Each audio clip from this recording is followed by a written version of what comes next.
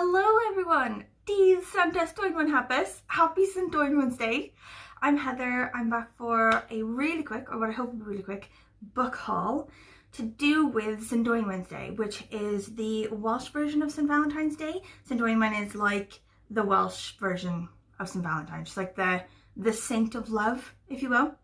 And because it's lockdown and I just need to focus on every point of light there is in this grim world, we are celebrating St Dwynwen's Day like with a bang this year, and it started with me using it as an excuse to buy loads of books, but then actually I received books from other people as well, so it's like a really good St Dwynwen's Day book haul. Okay, so when my husband and I got married 10 years ago, we initially set out that we would always celebrate St Dwynwen's Day instead of Valentine's Day, mainly because things came together, like my visa expiring, us needing to get married for the visa, just getting kind of, the sort of Vegas place could only have like a certain day, blah, blah, blah. Like we didn't pick our wedding day. Our wedding day had to be the 17th of February, which is really close to Valentine's Day. And we're like, what's the point of having Valentine's Day and then an anniversary? We should do St Dwynwen's Day instead. And that way we'll fight with fewer people when we want to make reservations to go out.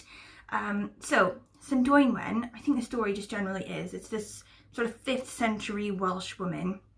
She falls in love with this guy named Maelon, which is a very sexy name if you ask me. And her father says, no, you can't marry him for whatever reason, I don't know why. So she like is visited by an angel or something. She's like distraught and sleeps or like runs into the woods, like I don't really know. She's visited by this angel who gives her like this weird potion or something that makes her forget that she's in love with Maelon and also turns him into stone or ice or something like that. And then I guess she realizes her huge mistake or something, even though her memory would have been gone from him, so she wouldn't have realized the mistake. I don't know. Anyway, it's all a bit fuzzy. So then she asks God for 3 things, like one, that Maelon get unfrozen or unstoned or whatever.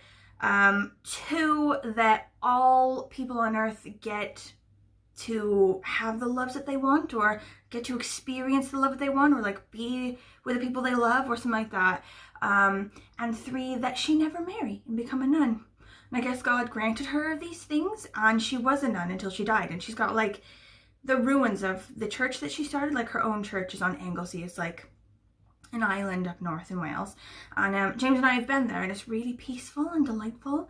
But anyway, St Dwynwen, like it's sidetracked, but anyway, James and I usually give each other a card for the St Dwynwen's Day every year, but after 10 years, like there's literally nothing to put in a card anymore. I don't know if other people have this problem, but like the first like years that we were married, I was like, oh, like pouring my heart out into these cards or whatever, but after 10 years, like, what am I going to do? You know, be like, I like the way you pack the dishes in the dishwasher.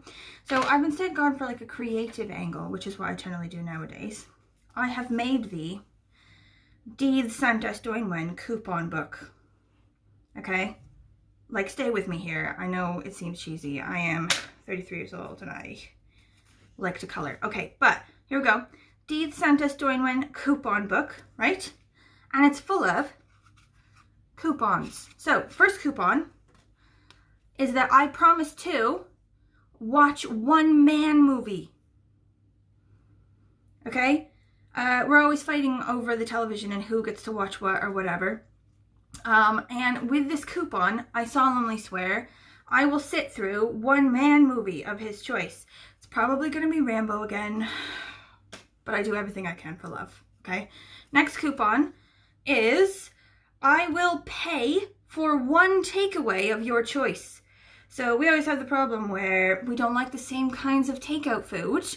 And then we're always like, well, who's going to pay? I paid last time, blah, blah. Like this is whatever takeout food he wants, I will get it and I will pay for it. And I will not complain that he's ordered Indian again. Okay, next one is good for one full spa massage. Full spa being the word that we've coined to cover like a full massage, you know, like shoulders, you know, leggies, bit of a head massage, bit of a back tickle, you know, like if massages were like going too long or whatever, one of us would complain and be like, this is not full spa, okay, like I'm just doing what I can. But I, with this coupon, fully promise 1 full spa massage. But as soon as the coupon is used, I'm throwing it away, okay? Because I'm not going to be caught doing this twice. Last coupon is I will read First Blood and discuss. So First Blood is the book that the movie Rambo is based on, and James really loved that book, obviously, because he really loves Rambo. I promise to read the Rambo book all the way through and discuss. Okay, and then just ends with more coloring, because I had to cut these papers in half, and then that made 6 of them, but I didn't want to do 6 coupons, so I've created an end piece. Is it obvious what I've done? Hope not. Anyway, so that is my card craft for St Dwynwen's Day. Just thought I'd share that with you. It has nothing to do with the book haul. I apologize. Get to the book haul now. Okay, so the first one I got, I think it's one that I heard about ages ago from Liz Schubert on her channel, or maybe she left me a comment or something recommending this book, and I thought, oh yeah, I've heard about that on NPR's Book Concierge, so looked more into it, and it looks fantastic. It's called Last Night at the Lobster by Stewart, and at the top it says, A Book That Embodies What's Best in Us by Stephen King. It's a bit weird. Okay. But it's basically about a red lobster going under, and it's like their last shift. It's like the last night of this red lobster existing on the planet. And like loads of different things are going down. Manager Manny DeLeon still needs to navigate a tricky last shift with a near mutinous staff and the final onslaught of hungry retirees, lunatics, and office parties. I feel like this sounds fantastic, especially because it's a novella, and I've got a bit of a thing for novellas. And also, I think it covers one of my Pop Sugar reading challenge things, which is like takes place in a restaurant or something like that. So excited about that one. Okay, the next one I definitely heard about on the NPR Book Concierge, and it's called Real Queer America by Samantha Allen. So this one roughly is the author used to be a Mormon missionary, I think in Utah or something, and now she's married to a woman, so that took a turn.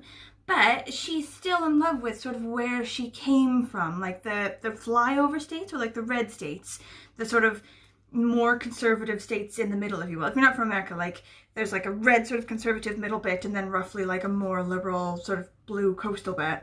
And I think you find generally people who are gay or LGBTQ+, or sort of, you know, living a lifestyle that's less conservative, find that they're happier sort of living in places that are more sort of set up for that, you know, sort of more like liberal, progressive type places, so they move.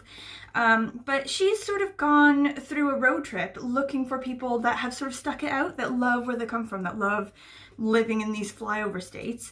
And she's just gone a road trip, and like the motto for the road trip is something gay every day. Like she just goes and meets all these sort of, I guess, LGBTQ+ sort of communities and stuff in the flyover states, in Utah and in Georgia, Bible Belt, Deep South, blah, blah, blah. And I think it looks really good, really interesting. She sort of stops at drag shows and political rallies and stuff. And I think it looks really interesting. Okay, so the next one I got meets, I think, the Pop Sugar Challenge prompt for Body Positivity book or something like that. But I've wanted to read it. It's been on my list for ages, and it's called To Be Honest by Maggie Ann Martin. And it's a YA book, I'm pretty sure, and it's got a bit of a romance in it, but basically it's about this girl whose mum's like obsessed with her weight, and she was on some sort of extreme weight loss show, and now the mother just keeps bugging her about what she's eating and, oh, you're too fat and blah blah blah. But then she meets this guy named George, and they learn about all of the important things in life, which I'm excited about. I think it's gonna be really funny. Okay, so the next one I got because of a review of it, or not a review, but like a video that Bert did on Past Story Time, where he said about how this one is going to be like a 5-star read. The way he talked about it and everything, I was in, and I told him I'm in, and he's like, do you want to buddy read it? And I was like, of course I want to buddy read it. It sounds amazing. Especially because I've never read anything by Patricia Highsmith before. So this one is The Blunderer by Patricia Highsmith. I don't really know that much about it. I only remember that when Bert was talking about it, I was like, that sounds like my cup of tea, and I'm fully in. And also, I saw a sort of piece about Patricia Highsmith in The Guardian, and she just sounds like a character. She sounds absolutely nuts in the best kind of way, and I love that. So this one, The Blunderer, she writes absolutely loads of these, and this one's quite old. I think, when was this one? It was originally written in 1956. Awesome. So, city lawyer Walker Stackhouse desperately needs to escape his marriage. His wife Clara is neurotic, vindictive, and has been systematically alienating all of his friends. She's ruining his life, and it's small wonder that he finds himself drawn to gentle, sympathetic Ellie. When Clara jealously makes a suicide attempt, Walter realizes just what life might be like without her. Meanwhile, the story of a New York woman brutally murdered by her husband has been making headlines and firing Walter's imagination, and he sees an opportunity to put an end to his torment. But does he really have the courage to get rid of Clara, or will he be too much of a blunderer to see it through? Holy shit, I'm so excited. Okay, the next 2 books I actually got in a trade-off with Sarah, your true shelf. So she wants to read one that I've just read. It's a graphic novel by Isabella something? I can't remember, I'll put it up. But it's basically a graphic novel about the Bronte children, like Emily, Branwell, etc. And like the world that they created as children. It was really good, and she wants to read it, so I was like, oh, I'll just send you mine, I want to get rid of it anyway. And in a trade-off, she sent me these 2. The first one is Amateur, A Reckoning with Gender Identity and Masculinity by Thomas Page McBee. So I've literally never heard about this one, but it looks super interesting. It's about a trans boxer.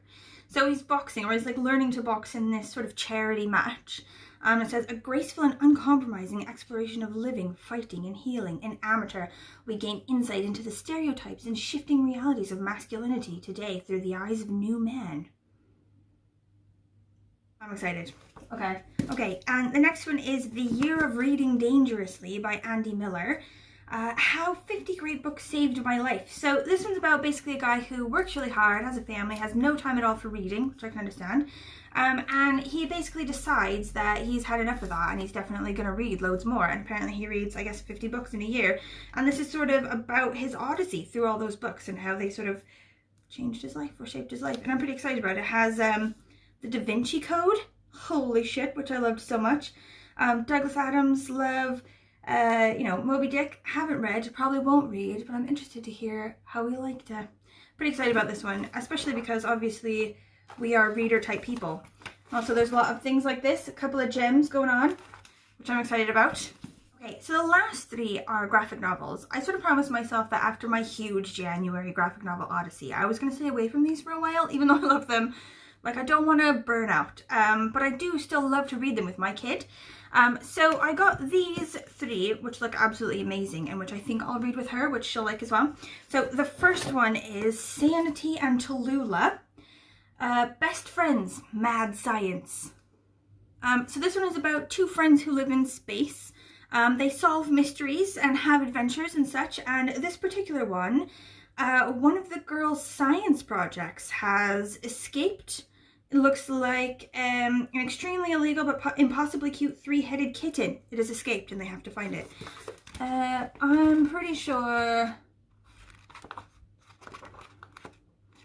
my kid will dig the crap out of that one as well as myself. Okay, and the last 2 are, so I read recently for this sort of thing in January where I was going to do just graphic novels, a Nathan Hale one called Apocalypse Taco. It was like a sort of horror graphic novel, but like a sort of kiddie version, more like a sort of Goosebumps level of horror, if you know what I mean. And it had on the back cover like loads of other ones by that same author. Some of them were like history ones, so they're graphic novels and they tell stories, but they're like real historical events, you know, meant to educate. And another one was just another sort of like horror one, like the Apocalypse Taco one. So I ended up getting this one, which is One Dead Spy, which is part of like this series of the historical ones. Okay, so this one was written by a man named Nathan Hale, but it is also about another man named Nathan Hale. He was a famous spy in the Revolutionary War in the 18th century. So these are the famous last words of Nathan Hale, a spy for the American rebels in the Revolutionary War. But who was Nathan Hale? And how did the rebels defeat an army that was bigger, better, stronger, and more heavily armed than they were? Pretty excited. Looks really cute. I like the illustrations in the ones that he does. And then also the horror one that is like Apocalypse Taco. This one is One Trick Pony. In a desolate future, a group of kids and one special robot pony are the key to Earth's salvation. Bum bum bum. Okay, that's all of them. That's my book haul. It's pretty good, huh? It's worthy of St Dwynwen, I reckon. I feel that she would be proud. None of them are to do with love, but some of them are to do with horror. And to be fair, her life sounds pretty horrific, so that sort of fits. Anyway, if you have any comments about any of them, any you've read, any you want to read, any ones that sound sort of similar to these, any thoughts on St Dwynwen, don't know why you would, but I'm here for it if you want to let me know. I think next time I'm going to talk about some of the books that I'm going to read for February. I've got it in my mind now. Loads of horror and just filthy, filthy romance, you know, like loads of steaminess and then follow it up with just like murders and then more just like bodice ripper steaminess, you know. That's going to be a really good February, I reckon. If you have any thoughts about that as well, please let me know. That's up next. Okay, thank you for watching. Bye! Do you send us to anyone happy?